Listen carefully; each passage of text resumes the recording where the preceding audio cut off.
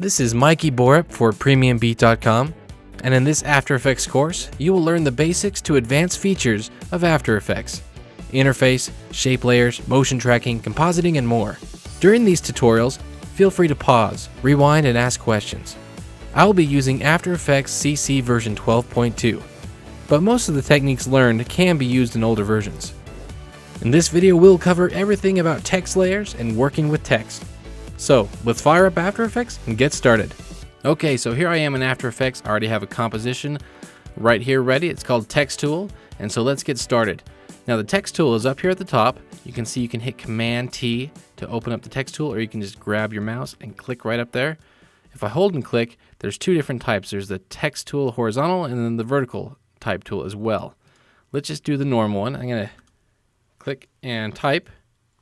Typing is fun, and so is... Now I did that all caps. I was holding down Shift, but if I didn't want to do that, let's type normal.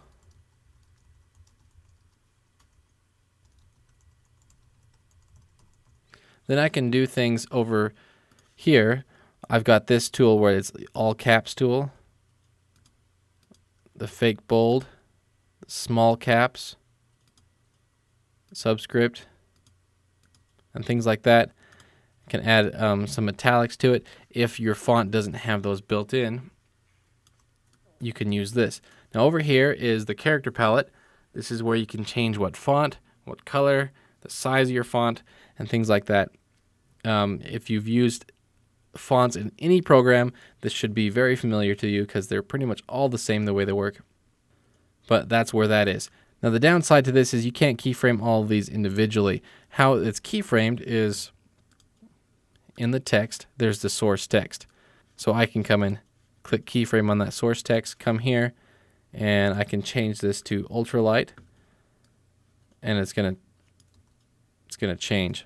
Or I can come here and change this to all caps and do all sorts of changes.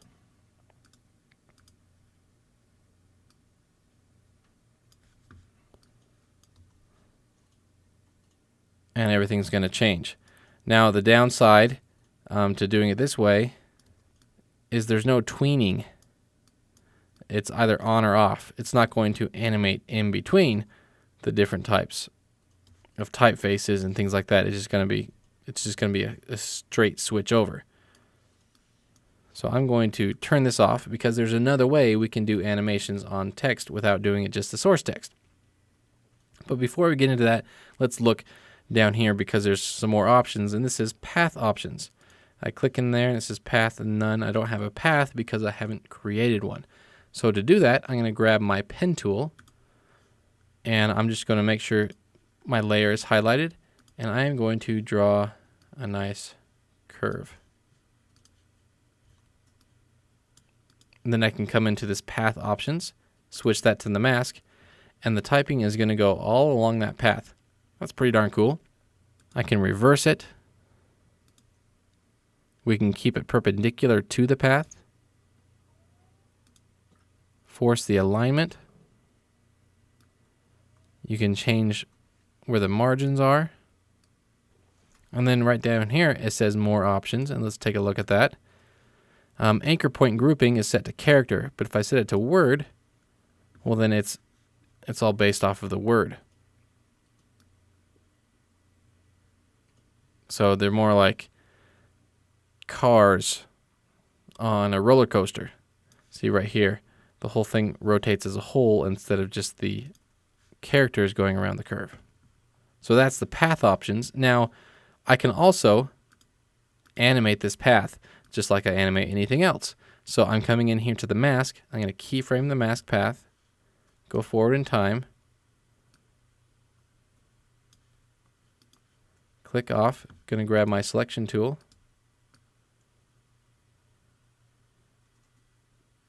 and move that keyframe, and then move that mask path so that I've got this nice animation.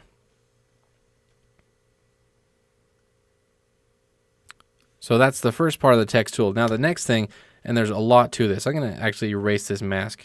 So I'm just going to click delete. and it erased the mask. And so the next part is this over here. It says animate, and there's lots of stuff you can do with this. There's like a whole another world of animations built into a text layer. A text layer has more options than the normal layer does, and you'll see here really quickly what it can do. So I'm going to click on animate, and there's all of these different options. First one is enable per character 3D. And what this does is anytime you do any animation, say like rotation, you can rotate into 3D space if you have this enabled. If you don't, it only rotates in 2D space. So let's go ahead and enable that.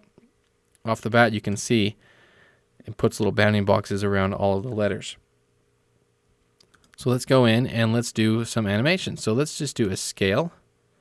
And what it does is it brings up an animator called Animator 1, and then a range selector, and then scale. So if I scale this up, then everything is scaled, right? And then if I come into the range selector, it says start, end, and offset. The start is at 0%, meaning at the very beginning. The end is at 100%, meaning at the very end. And you can see there's a little bit taller of a line. Let me zoom in really close. And it goes past the normal bounding box, a little bit higher, a little bit lower. And so if I were to change this range selector,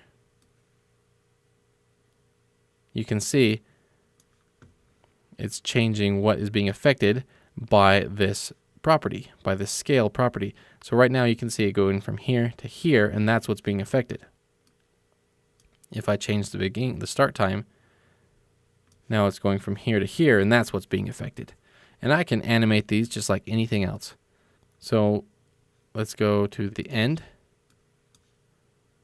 And then let's go forward a few frames so it's offset, and let's animate the start. And you can see how the start and the end keyframe, they're offset. These top two are moved over a little bit, and what it's going to do, as you go through, it's going to look like that. Now, some other things we can do is we can add more properties to this already existing range selector. So if I click here where it says add, I can go property, and let's do rotation. And then let's go in the middle where we can see it being affected. And I can change this rotation. Let's do that at 90 degrees. And what's going to happen is these are going to rotate in. Let's add some more. Let's go in property, opacity. Let's bring the opacity down. Maybe not down all the way. Let's bring it to 50%. Let's add some more to this. Let's add, oh, we already have scale. Let's add some more to this. Let's add down here where it says blur. We can blur this. And maybe let's go into the scale and have the scale a lot bigger. So we can start to see there's some kind of cool stuff you can do with text effects. Now let's do something a little bit more practical, and let's create a type-on effect. So I'm going to come in, I'm going to delete this animator, and let's start just with fresh text. Let's come in, and what we want to do is we want to do an opacity. So it's going to bring up a new animator and a new range selector. Let's come into the range selector. First, we bring the opacity down to 0. And then what we want to do is we are going to animate the start. Just like that. So let's keyframe the start. Let's go forward in time. Bring the start of the range selector to 100. And then there's a basic type-on effect. The only problem is right here you can see it's coming on halfway transparent. And there's a way you can fix that. If we come into the advanced, right here it says smoothness is set to 100%. But if we set that to 0, that means it's either on or it's off. Just like that. So there's your basic type-on effect built using just the animators in the text layers. Now we can actually do a little bit more to this. So let's come in here and let's make it so when it types on, it's initially a little bit bigger of a letter and then it kind of shrinks down. And so for that, I need to actually create a new animator, not add to this one. So I'm going to click on text, so that's highlighted, go up to animate, hit scale, and then there is our new animator. Let's bring the scale up. Let's do 110. And so what I want, as I'm going through, let's go into the range selector, is I want this start time to be slightly offset from this animator 1.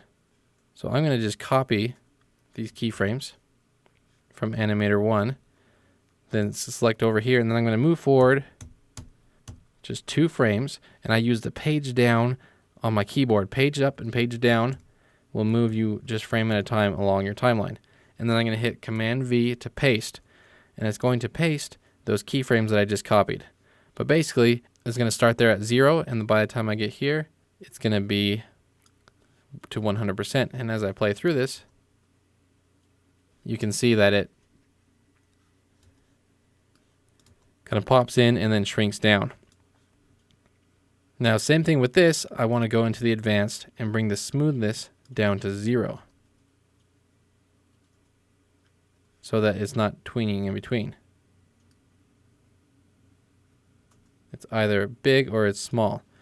And I can come in and go, you know what, I like that, but let's make that a little bit more pronounced so I can bring the scale up.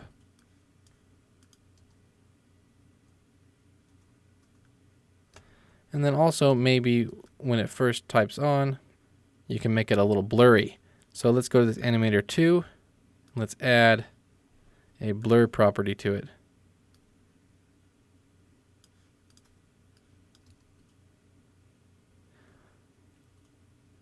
So there's just lots of stuff you can do with text layers.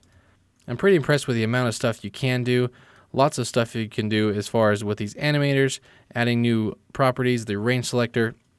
I hope you learned something great, and just to recap, we talked about the text tool, how to add a path and have the text follow a path. We also talked about keyframing the source text and then using these animators. Thank you for watching and participating in this course. Feel free to comment and share this video with others. In the next video, we'll talk all about shape layers. Again, this is Mikey Bort for PremiumBeat.com. Thanks for watching, and we'll see you next time.